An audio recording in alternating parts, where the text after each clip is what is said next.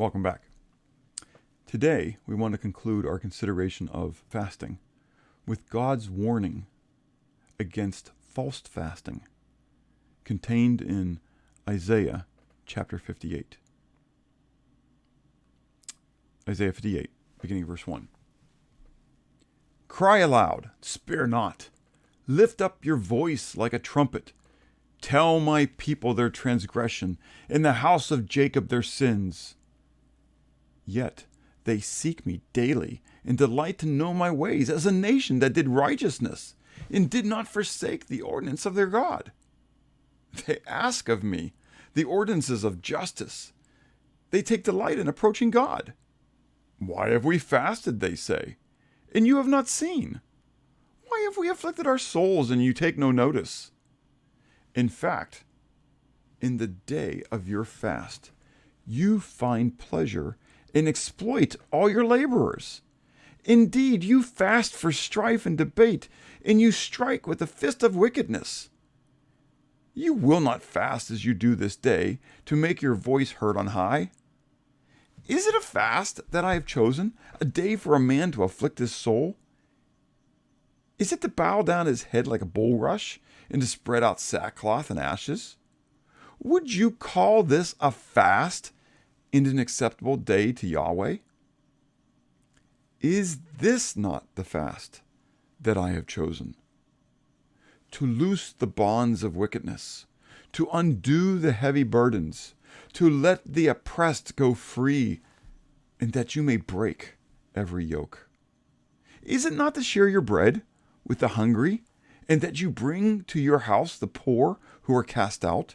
When you see the naked, that you cover him, and not hide yourself from your own flesh? Then your light shall break forth like the morning, and your healing shall spring forth speedily, and your righteousness shall go forth before you. The glory of Yahweh shall be your rear guard. Then you shall call, and Yahweh will answer. You shall cry, and he will say, Here I am. If you take away the yoke from your midst, the pointing of the finger and the speaking of wickedness, if you extend your soul to the hungry and satisfy the afflicted soul, then your light shall dawn in the darkness, and your darkness shall be as the noonday. Yahweh will guide you continually and satisfy your soul in drought and strengthen your bones. You shall be like a watered garden and like a spring of water whose waters do not fail. Note for what Yahweh rebukes Israel. Though they are fasting and seeming to be seeking God's intercession, yet their heart is exposed by what they are doing. They're abusing one another and seeking to please themselves, not Yahweh. While they are seeking his favor, they are disobeying his very commands.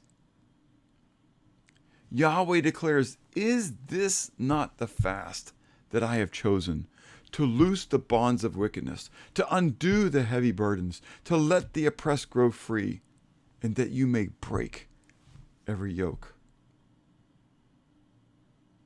When King Saul was told to destroy all of the Amalekites and their possessions, he chose to allow King Agag to live, and also to keep some of the best of the herds and flocks.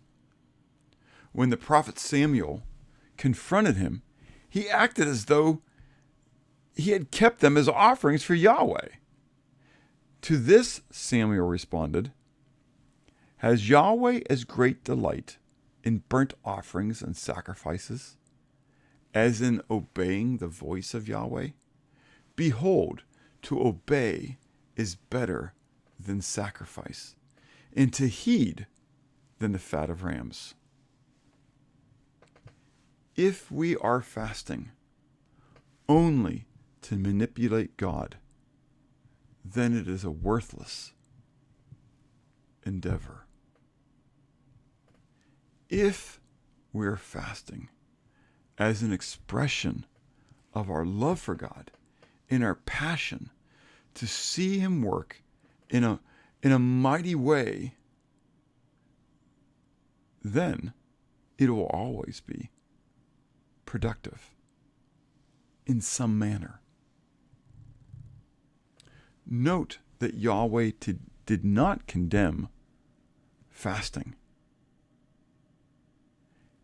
He condemned hypocrisy in our spiritual endeavors. Jesus attacked the hypocrisy of the Pharisees and the scribes and the chief priests, who trusted in their own self-righteousness rather than seeking